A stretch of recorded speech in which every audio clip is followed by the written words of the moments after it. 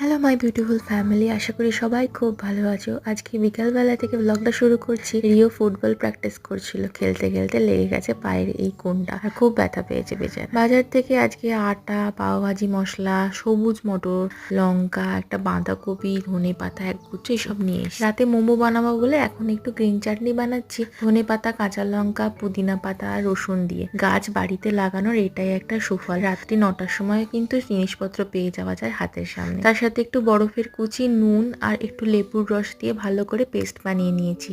ব্যাস, গ্রিন চাটনি রেডি। তারপর মোমোগুলো ঝটপট করে বানিয়ে নিলাম। সবকিছুই আগে হাতের সামনে রেডি করে রেখেছিলাম, তাই খুব একটা সময় লাগেনি। মোমো রেসিপি আমার চ্যানেলে অলরেডি আছে, চাইলে একবার দেখে নিতে পারো। মোমোগুলো সব করে নিয়ে একেবারে মোমো মেকারে দিয়ে রেডি করে নিয়েছি। ব্যাস, মোমো আমাদের একদম রেডি। গরম গরম চিকেন মোমো, তার সাথে স্প্রাউট দিয়ে চিকেন স্যুপ আর সস। আজকের ডিনারটা একদম সর্টেড। দেখা হচ্ছে নেক্সট ব্লগে। Thanks for watching, tata.